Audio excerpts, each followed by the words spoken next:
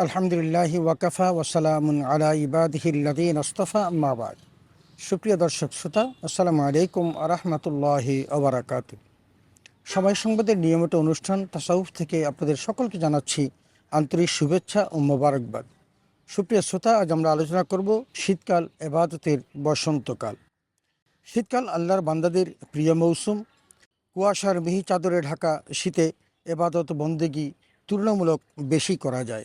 আল্লাহর নৈকট্য লাভেও অনেক মগ্ন থাকা যায়। তাই শীতকালকে রাসূল আকরাম সাল্লাল্লাহু আলাইহি ওয়াসাল্লাম এবাদতের বসন্তকাল বলেছেন।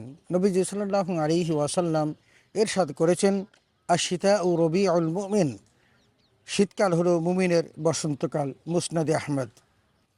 হযরত ওমর ফারুক রাদিয়াল্লাহু তাআলা আনহু বলেছেন, আশ-শিতাউ গনিমাতুল বারিদা, শীতকাল হলো ইবাদতকারীদের জন্য গনিমত স্বরূপ।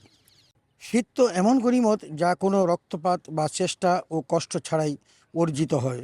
কোনো ক্ষয়ক্ষতি ছাড়াই সবাই তা স্বতঃস্ফূর্তভাবে লাভ করতে পারে এবং কোনো প্রচেষ্টা বা পরিশ্রম ব্যতিরেকে তা ভোগ করতে পারে।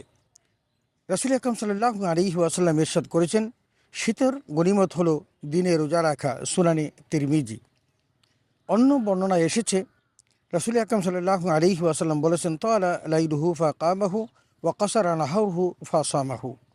অর্থাৎ শীতের রাতগুলো বড় হওয়ায় দীর্ঘ সময় নামাজে কাটানো যায়, আর দিনগুলো ছোট হওয়ায় বেশি বেশি নফল রোজা রাখা যায়। সুনানে বাইহাকি। শীতকাল নফল রোজা পালনের সুবর্ণকাল। কাজা রোজা আদায় ছাড়াও এ সময় সাপ্তাহিক ও মাসিক রোজাগুলো অনায়াসে পালন করা যায়।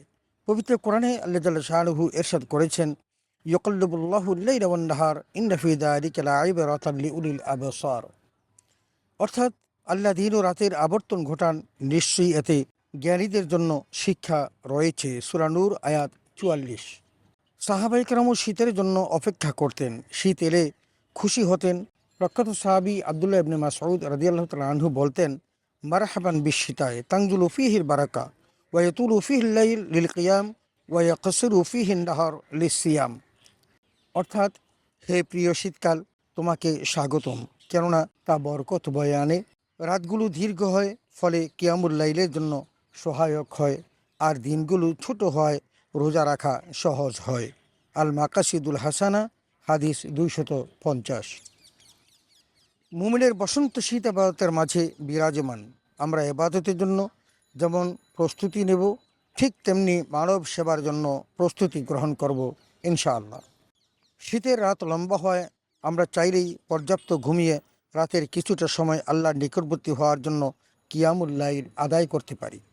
রাসূল আকরাম সাল্লাল্লাহু আলাইহি ওয়াসাল্লাম মক্কা থেকে মদিনায় হিজরতের পর সাহাবীদের বিশেষ অনুরোধে যে ৪টি বিশেষ আমলের কথা গুরুত্বের সাথে আদায় করতে বলেছেন, তোর মধ্যে অন্যতম হলো কিয়ামুল লাইল তথা তাহাজ্জুদের নামাজ। নবীজি সাল্লাল্লাহু আলাইহি ওয়াসাল্লাম ইরশাদ করেছেন, ইফশুস সালাম ওয়া আতিমুত তাআম ওয়াসিলুল আরহাম ওয়াসাল্লু ফিল লাইলি ওয়ান নাসু ফিন নিয়াম ফাতাদখুলুল জান্নাতা বিসালাম। অর্থাৎ, তোমরা পরস্পরকে সালাম দাও, গরিব দুঃখী অসহায়ের খাদ্যের ব্যবস্থা করো, আত্মীয়তার বন্ধন সুদৃঢ় করো, আর রাতে সকল মানুষ যখন ঘুমিয়ে পড়ে তখন তোমরা উঠে নামাজ আদায় করো, তাহলে তোমরা নির্বিঘ্নে জান্নাতে প্রবেশ করতে পারবে। তাহাজ্জুদের মাধ্যমে আল্লাহর সাথে বান্দার সম্পর্ক তৈরি হয়। জমিনের খুব নিকটবর্তী আসমানে এসে আল্লাহ তাআলা তার বান্দাদের আহ্বান করতে থাকেন, হালিমিন মুস্তাগফিরিন ফাগফির লাহু, কে আছো আমার কাছে ক্ষমা প্রার্থনা করবে, আমি তোমাদেরকে ক্ষমা করে দেব। কে আছো রিজিকের কষ্টে আছো, আমার কাছে চাও, আমি তোমাদের রিজিকের কষ্ট দূর করে দেব। কে বিপদ আপদ বালা মুসিবতে আছো, আমার কাছে বলো, আমি তোমাদের সকল কষ্ট দূর করে দেব। এমনিভাবে সকাল পর্যন্ত আল্লাহ তাআলা প্রথম আসমানে এসে ডাকতে থাকে। শীতকালে আমরা গরিব অসহায়দের শীতবস্ত্র দিয়ে সাহায্য করতে পারি। রাসূল আকরাম সাল্লাল্লাহু আলাইহি ওয়াসাল্লাম বলেছেন, যে মুমিন অন্য বিবস্ত্র মুমিনকে কাপড় পরিয়ে দিল, মহান আল্লাহ ওই ব্যক্তিকে জান্নাতের সবুজ রেশমি কাপড় পরিয়ে দিবেন। সুনানে তিরমিজি, হাদিস 2449। নেককার লোকেরা শীতের রাতগুলোতে সালাত ও জিকিরে রত থাকতেন। শীতকাল আসলে উবাইদ বিন উমাইর বলতেন, হে কোরআনের ধারক, তোমাদের রাতগুলো কোরআন তেলাওয়াতের জন্য প্রলম্বিত করা হয়েছে, অতএব তা পড়তে থাকো, আর রোজা রাখার জন্য দিনগুলোকে সংক্ষেপিত করা হয়েছে, অতএব তোমরা রোজা রাখো। তারা কতই না উত্তম যারা শীতকালে জিকির আসকার, কোরআন তেলাওয়াত, দোয়া মোনাজাত, তাহাজ্জুদ ও রোজার মাধ্যমে শীতকাল উদযাপন করে।